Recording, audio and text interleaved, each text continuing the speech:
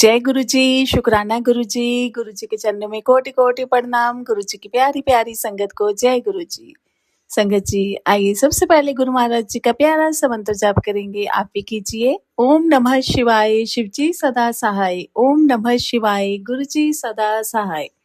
मेरा मुझ में किछ नहीं, जो कुछ है सो तेरा। तेरा तुझको सौंप दिया, क्या लागे अब मेरा। नानक नाम चढ़ती कला, तेरे पानी सर्बदा भला। शुक्राना मेरे मालिक, आपका अनंतम अनंतम शुक्राना, बारंबार शुक्राना, हर श्वास के साथ शुक्राना। संगत जी, गुरु महाराज जी कहते हैं सत्संग सुनने वाले का भी कल्याण और सत्संग करने वाले का भी कल्याण। तो संगत जी, इससे ही पता चलता है कि गुरु महाराज जी हमारी कितनी फिक्र करते हैं, हमसे कितना प्यार करते हैं। संगत जी, जो हमसे प्यार करता है वो ही हमारी फिक्र करता है।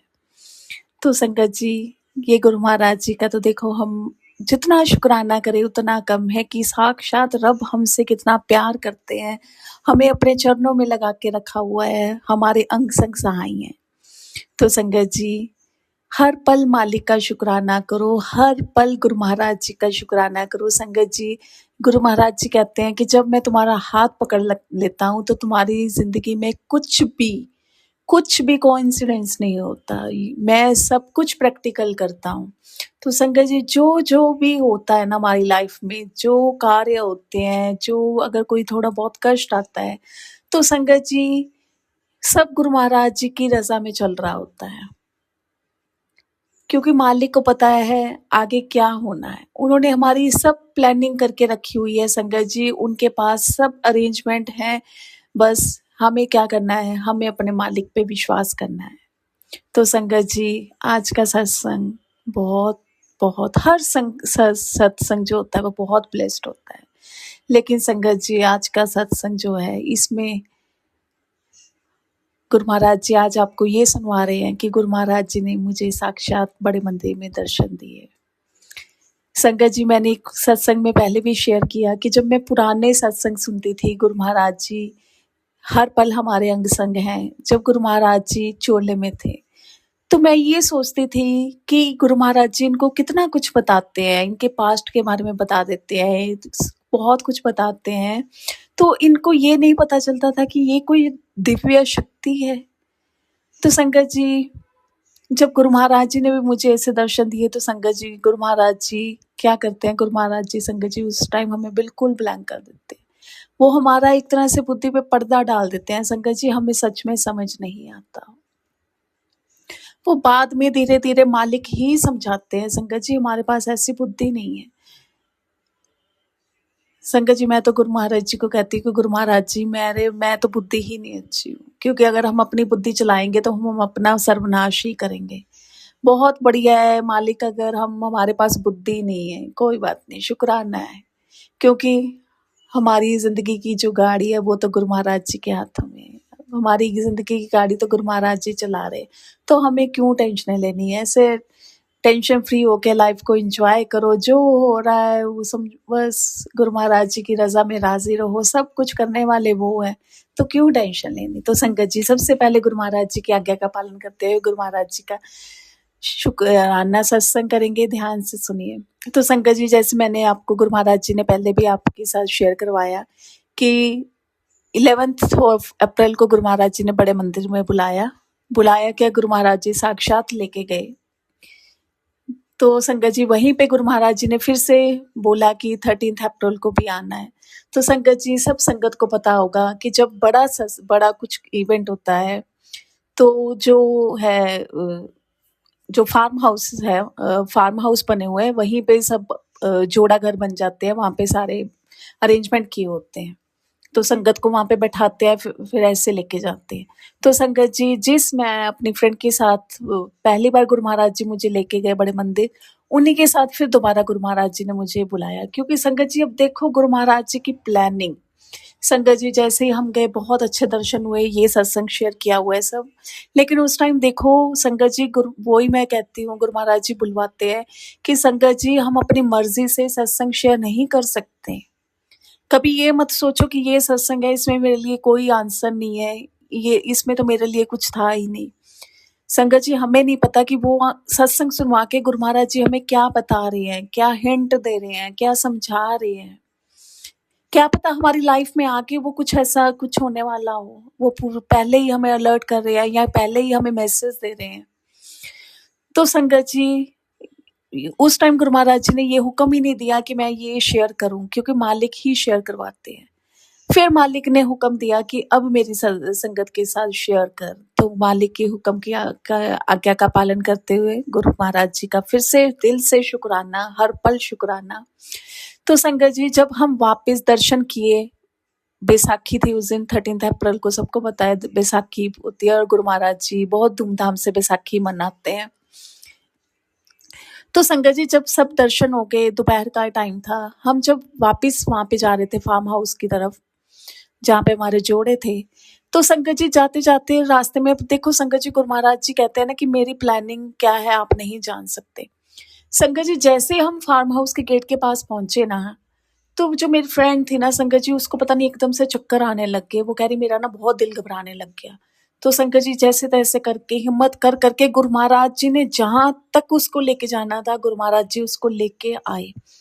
संगत जी, सामने हमारा जो जोड़ा घर हमने जहाँ पे जोड़े अपने उतारे थे वहां वो, और वहीं पे वो बैठ गए। मुझे कहते कि मेरे से ना अब और नहीं चला जाता, मैं यहाँ पे बैठ रही हूँ। तो संगत जी, वहां पे एक सेवादार अंकल आए, वो कहते हैं आंटी आप ना वहां जाके बैठ जाओ, यहाँ पे मत बैठो। तो मैंने बोला कि भैया इनकी ना थोड़ी तबीयत ठीक नहीं है, तो आप इनको बैठने दो। तो कह रहे ठीक है आंटी, कोई बात नहीं, आप बैठ जाओ। लेकिन संगत जी, ये सब कुछ चल रहा था, ये सब गुरु महाराज जी करवा रहे थे। तो संगत जी, फिर मैं उठी, मैंने वहां पे बोला, अंकल को बोला कि अंकल इनकी ना तबीयत ठीक नहीं है, तो जल प्रसाद मिल जाएगा? तो वो कहते हैं हाँ आंटी आप लो। तो संगत जी, उन्होंने हमें जल प्रसाद की जो 2 बॉटल्स दी। तो संगत जी, फिर मैं भी बैठ गई वहां पे उनके पास ही। तो संगत जी, फिर वो सेवादार एक बोलने लगे कि आंटी आप यहाँ पे मत बैठो प्लीज, फिर और संगत आप बैठोगे तो और संगत भी वहां पे बैठेगी। तो फिर वो अंकल, एक अंकल आए, सेवादार अंकल आए जो पहले आए थे, वो कहते कोई बात नहीं, इनको बैठने दो, ये जो आंटी है ना इनकी तबीयत ठीक नहीं है, कोई बात नहीं, इनको थोड़ी देर बैठने दो। चलो संगत जी, हम वहां पे बैठ गए। संगत जी, इस बीच अब देखो क्या हुआ। अब जो बड़े मंदिर जिनको गुरु महाराज जी ने ये सब दिखाया हुआ है, गुरु महाराज जी के चरणों में आज ये अरदास है कि जो संगत बड़े मंदिर जाने के लिए बहुत टाइम से उतावली है, गुरु महाराज जी उनको बहुत जल्दी लेके जाएंगे और लेके जाएंगे गुरु महाराज जी। तो संगत जी, इस बीच क्या हुआ, अब देखो गुरु महाराज जी ने कैसे सब प्लानिंग की।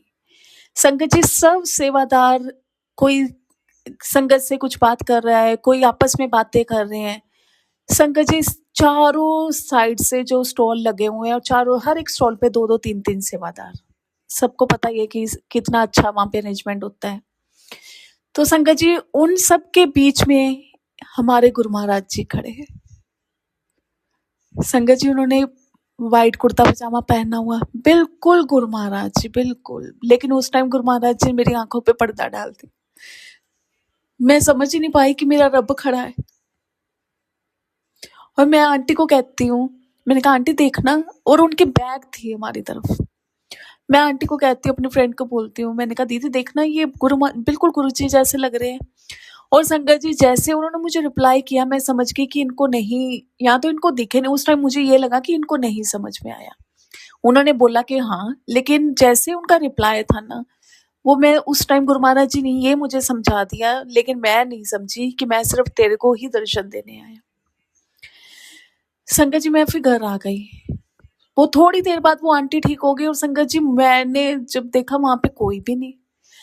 जब गुरु महाराज जी ने मुझे दर्शन दिए, उसके हार्डली 2-3 सेकंड के बाद वो कहती हाँ अब मैं ठीक हूँ, मैं बिल्कुल नॉर्मल हूँ। मैंने कहा चल, नहीं करी, हाँ चलो। और संगत जी, जब मैंने फिर से वहां पे देखा, वहां पे कोई भी नहीं। मैं अपने घर, संगत जी गुरु महाराज जी ऐसे घर ले आए। ये बात फिर मैंने अपने हस्बैंड के बताई, लेकिन संगत जी उस टाइम तक गुरु महाराज जी ने एक पर्दा डाला हुआ था। संगत जी, फिर थोड़े दिन बाद मालिक ने ही समझाया। संगत जी, मैं ऐसे बैठी, मैं एकदम से हैरान हो गई। मैंने कहा कि अगर वो कोई अंकल थे, तो इतने सेवादार खड़े हैं, वो किसी से बात करते, कोई उनकी तरफ देखता, कोई उनसे कुछ बात करता, या कोई इधर उधर, वो तो एक जगह पे स्टिल खड़े ही रहे। और बिल्कुल गुरु महाराज जी की तरह संगत जी, वैसे ही उनकी बैक, वैसे ही उनका सिर, सब गुरु महाराज की तरह। और उन्होंने पीछे अपने दोनों हाथ आपस में पकड़े हुए। संगत जी मैं धीरे-धीरे ये फिर मैंने अपनी जो मेडिटेशन टीचर है मैंने उनको भी ये बात बताई। बहुत टाइम के बाद गुरु महाराज जब भी थोड़े टाइम के बाद हुआ है इस बात को, तो फिर वो भी कहते हाँ, कह रही ये बात तो बिल्कुल सही है। कह रहे अगर वो कोई और खड़ा होता, कोई सेवादार होता तो कोई उनसे बात करता या वो राउंड लगाते या घूमते, पर संगत जी वो ऐसे खड़े थे जैसे वो किसी को दिख ही नहीं रहे, कोई भी नहीं उनकी तरफ देख रहा, कोई सेवादार नहीं उनकी तरफ देख रहा, कोई मूवमेंट नहीं, कोई किसी की नहीं कि कोई खड़ा है हम उससे बातचीत कर ले, या कोई कुछ वो जाके किसी सेवादार को कोई इंस्ट्रक्शन दे रहे हैं या उनसे कुछ बात कर रहे हैं, वो आराम खड़े बस।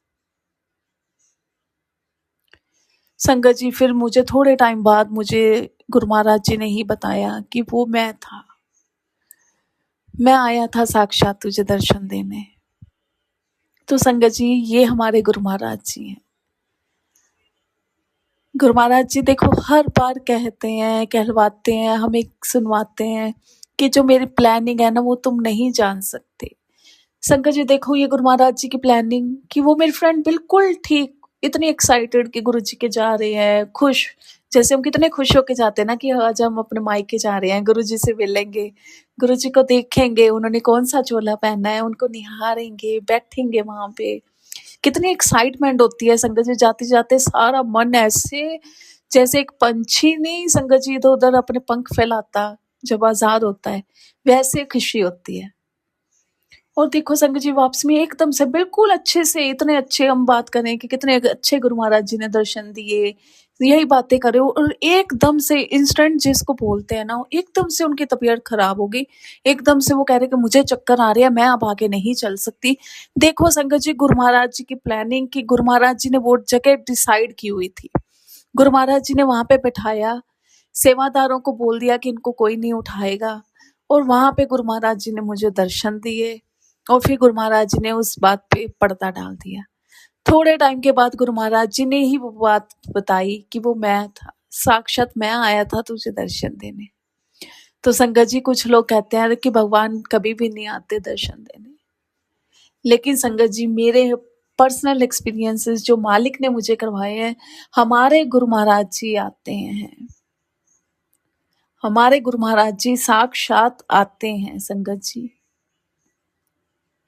तो संगत जी हम क्यों फिर प्लानिंग करें, क्यों हम सोचें कि हम ये करेंगे, हम वो करेंगे, रात को हम ये बनाएंगे। मैं तो ये कहती हूँ कि हम बनाते भी नहीं अपनी मर्जी से, वो भी गुरु महाराज जी को जो खाना आता है वो बनवाते।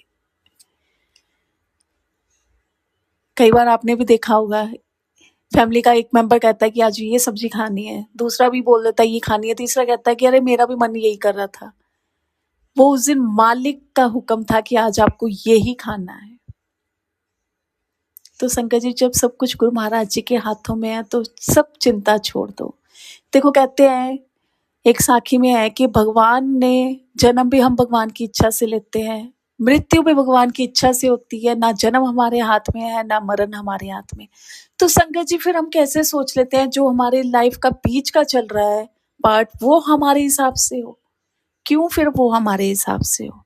जब जन्म हमने भगवान के परमिशन से लिया, मौत भगवान के हाथों में भगवान ने अपने हाथों में है, हमें पता है कि जब भगवान हमें अपने पास बुलाएंगे हमें तब चले जाना है। हम कोई जिद करते हैं कि नहीं अभी नहीं हमें जाना, अभी नहीं हमें जाना, कोई नहीं जिद करता, कोई पता भी नहीं चलता, मौत बता के आती है, कभी भी नहीं बता के आती। तो संगत जी ये जो बीच का है हमारा लाइफ का पीरियड, फिर ये क्यों हम कहते हैं चाहते हैं कि ये हमारे अकॉर्डिंग चले, हम क्यों इसको अपने अकॉर्डिंग चलवाना चाहते हैं, हम क्यों नहीं चाहते कि ये मालिक के हिसाब से चले। फिर बात वही आ गई, गुरु जी की रजा में रहेंगे तो खुश रहेंगे, अपनी मर्जी चलाएंगे तो संगत जी दुखी रहेंगे, क्योंकि हो सकता है हम गलती कर लें लेकिन मालिक तो नहीं करेंगे ना गलती, क्योंकि उनको तो पता है कि ये अगर ये ऐसा हो जाएगा तो आगे मेरे बच्चों को और सफर करना पड़ेगा। हमें नहीं पता, हमें तो आज का दिखता है कि ऐसा हो जाए, गुरुजी ये चीज मिल जाए, गुरुजी ये काम हो जाए, गुरुजी मैं वहां चली जाऊं, हस्बैंड कहेंगे गुरुजी ये हो जाए, मेरी वाइफ ऐसे कर ले। क्यों हम अपने हिसाब से दूसरों को भी चलाते हैं। आज गुरु महाराज जी ने बहुत प्यारा मैसेज दे रहे हैं सबको, संगत जी, हर एक की लाइफ अपनी लाइफ है, हर एक को भगवान ने वो लाइफ ब्लेस की हुई है। तो हम क्यों चाहते हैं कि कोई दूसरा हमारे अकॉर्डिंग अपनी लाइफ स्पेंड करे? हम क्यों किसी को अपने कंट्रोल में करते हैं? जो जिसने भी जन्म लिया है जीव ने, सबको राइट है संगत जी अपनी हिसाब से अपने अकॉर्डिंग अपनी जिंदगी को जीने का। हर एक को अपनी जिंदगी जीने दो। ये सब आंटीज, सब अंकल्स के लिए मैसेज है आज गुरु महाराज जी का। हस्बैंड लोग हैं, उनको भी ये सोचना चाहिए कि भाई, जैसे मैं सोचता हूँ कि मैं अपनी लाइफ इंडिपेंडेंटली अपने हिसाब से अपने अकॉर्डिंग जीऊँ, तो मेरे वाइफ को भी ये राइट है। वो भी जीने आई है इस दुनिया में, खुशियाँ खुशियाँ मनाने आई है। तो मैं क्यों चाहूँ कि मैं उसको अपने हिसाब से चलाऊँ?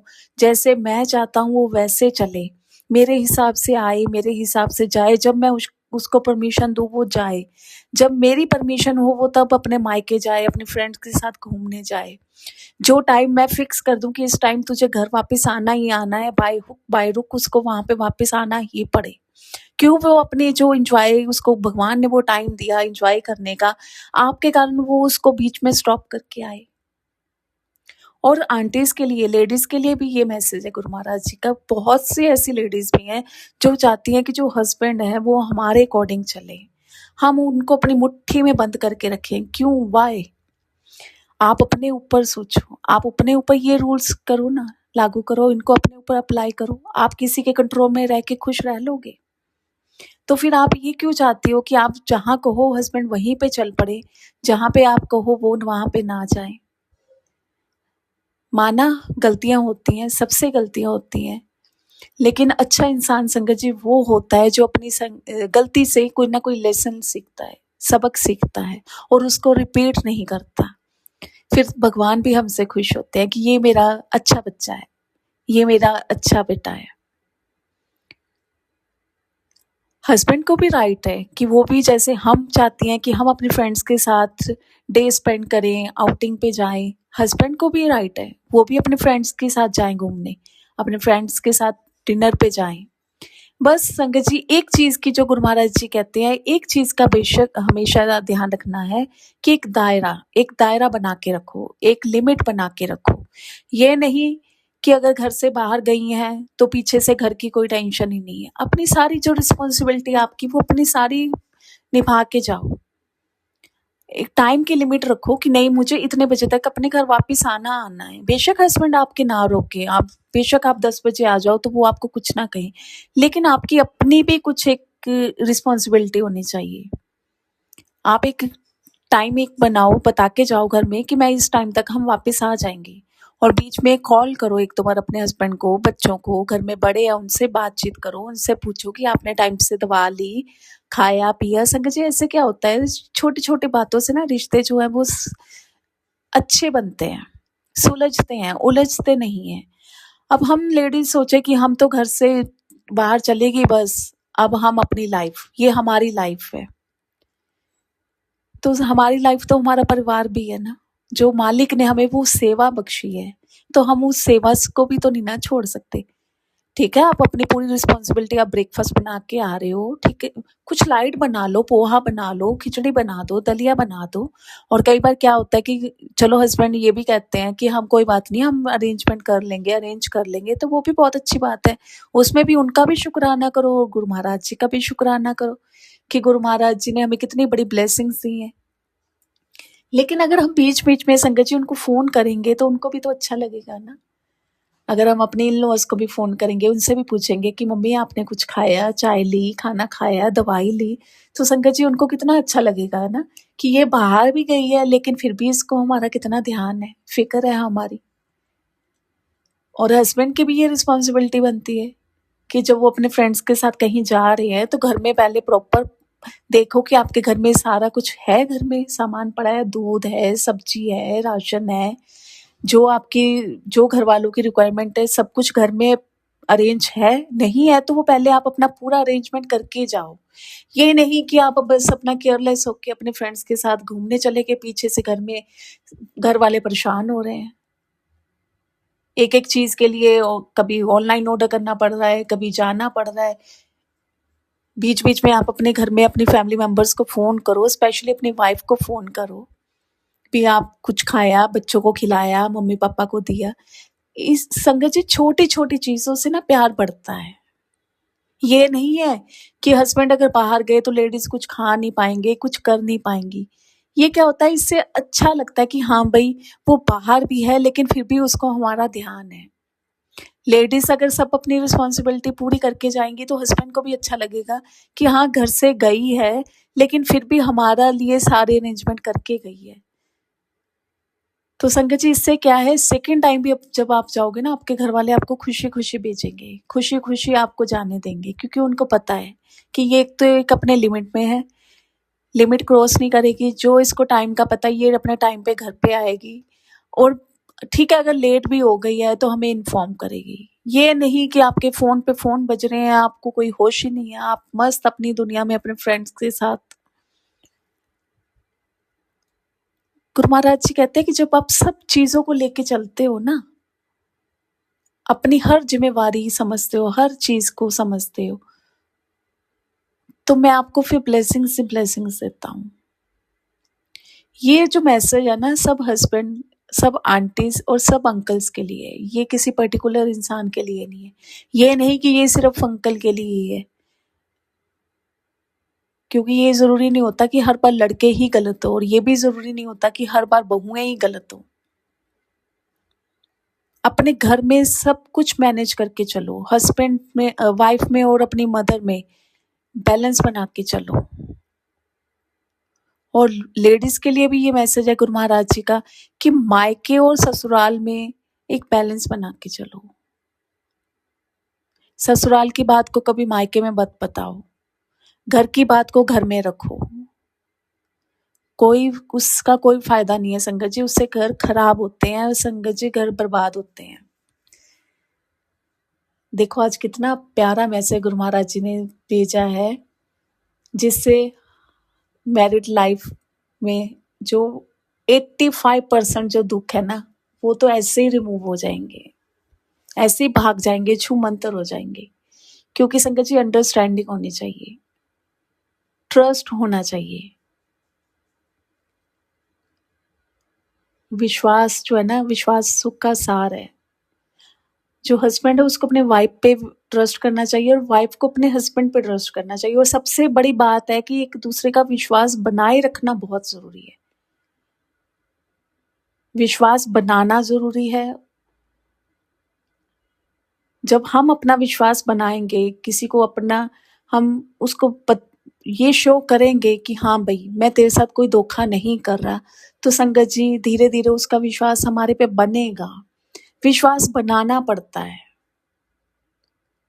ऐसे नहीं विश्वास बन जाता, विश्वास को बनाना पड़ता है। जब विश्वास बन जाता है तो संगत जी फिर वो आगे हमारी और ड्यूटी बन जाती है कि उस विश्वास को बनाए रखना है हमें। क्योंकि संगत जी विश्वास बनाने में बहुत टाइम लग जाता है, लेकिन विश्वास तोड़ने में 1 सेकंड नहीं लगता। और जब एक बार विश्वास टूट जाता है ना अपने लाइफ पार्टनर पे, तो विश्वास बनाना बहुत मुश्किल हो जाता है। फिर वो चाहे हस्बैंड हो चाहे वाइफ हो, कपल्स में एक विश्वास जो होता है ना संगत जी, वो एक जड़ होती है, वो होती है, मजबूत बनाती है रिश्ते को। लेकिन अगर वो विश्वास टूट गया तो संगत जी रिश्ता बस वो लड़खड़ा जाता है। फिर आप कितनी भी कोशिश कर लो, आप अपने लाइफ पार्टनर का विश्वास नहीं जीत सकते। तो इसलिए कहते हैं कि हमेशा विश्वास बनाए रखो, विश्वास बना के रखो। क्योंकि आजकल संगत जी हम किसी पे बहुत जल्दी विश्वास नहीं कर सकते, आजकल का टाइम ऐसा है। अगर किसी ने आपके साथ विश्वास करके कोई बात शेयर कर ली तो संगत जी उसका विश्वास कभी मत तोड़ो। सबसे बड़ी बात तो ये है कि कोई भी बात है, कुछ भी अपने मालिक से शेयर करो, किसी के साथ मत शेयर करो। आजकल के टाइम में संगत जी, गुरु महाराज जी कहते हैं कोई भी आपका अपना नहीं है। कोई एक ना एक पॉइंट ऐसा आएगा लाइफ का संगत जी, जब वो आपको उस चीज को लेके टॉर्चर करेगा, आपको वो चीज पिन करेगा कि हाँ तेरे लाइफ में ये हुआ था, तेरे माँ बाप ने तुझे ये बोला था, तेरे भाइयों ने तुझे ये बात कही थी। इसलिए गुरु महाराज जी कहते हैं कि कुछ बातें ऐसी होती हैं जो राज होती हैं, और वो राज होनी चाहिए। वो हमारे अंदर ऐसे दबी होनी चाहिए कि जब हम मरे तो हमारे साथ, हमारी चिता के साथ ही वो जल जाएं। लेकिन वो बातें ये हैं, ये नहीं कि हमने किसी के साथ चीट कर दिया तो हम उसको बताएं ना। सबसे पहली बात तो चीट तो करना ही नहीं है संगत जी। गुरु महाराज जी कहते हैं कि जो चीटर है ना, वो मेरी नजरों में हमें कभी भी नहीं उठ सकता। वो हमेशा मेरी नजरों में झुका ही रहेगा संगत जी। हमें अपने मालिक की नजरों में झुकना नहीं है। हमें ऐसा कोई काम नहीं करना कि हम अपने मालिक की नजरों से नजरें ना मिला पाए। हमें ऐसा काम करना है कि हम मालिक से प्यार से नजरें मिलाएं। जब भी हम अपने गुरु महाराज जी की तरफ देखें तो गुरु महाराज जी का चेहरा हंसी से खिल जाए कि मेरे बच्चे आ गए। ये ना हो कि उनको ये फील हो कि मेरे बच्चे लेकिन गलत रास्ते पे। वाह मालिक गुरु जी। संगत जी, कुछ भी नहीं सोचते, कुछ भी नहीं करते। पता नहीं आज किसकी जिंदगी में कौन सा तूफान आया है, कौन सी उथल पुथल मची है जिसको गुरु महाराज जी शांत करना चाह रहे हैं। सब कुछ उस मालिक पे छोड़ दो जिसकी लाइफ में जो चल रहा है। संगत जी, गुरु महाराज जी कभी भी नहीं आपकी पीठ में लगने देंगे, आपको कभी भी नहीं किसी के नीचे लगने देंगे। किसी के चरणों में गुरु महाराज जी झुकने नहीं देंगे। गुरु महाराज जी आपको हमेशा आपका सर फकर से ऊंचा उठाएंगे। गुरु महाराज जी को भी आपके फकर होगा ऐसे काम करो, और आपको भी अपने आप पे फकर हो कि मैं गुरु महाराज जी का बच्चा हूँ, मैं गुरु महाराज जी की बेटी हूँ, मैं गुरु महाराज जी का बेटा हूँ। ऐसे काम करो जिंदगी में, क्योंकि गुरु महाराज जी भी खुश हों और हम भी गुरु महाराज जी के पास जाके शिकायत ना कर सके, उनसे शुक्राना करें कि शुक्राना मेरे मालिक, आपने मुझे इतना स्ट्रांग बनाया। तो शुक्राना गुरु महाराज जी, शुक्राना शुक्राना शुक्राना। दर्शन देने का शुक्राना, और इतना प्यारा मैसेज अपनी संगत तक पहुंचाने का शुक्राना मालिक। तो संगत जी, इसी के साथ गुरु महाराज जी का प्यारा सा मंत्र जाप करेंगे। ओम नमः शिवाय, शिव जी सदा सहाय। ओम नमः शिवाय, गुरु जी सदा सहाय। शुक्राना गुरु जी, शुक्राना। सत्संग को करते हुए आपकी बेटी से कुछ भी गलती हो गई हो तो माफ करना मालिक। गुरु महाराज जी माफ करना, संगत जी आप ही मुझे माफ करना। जय गुरु जी संगत जी, जय गुरु जी। शुक्राना मेरे मालिक, शुक्राना गुरु जी, जय गुरु जी।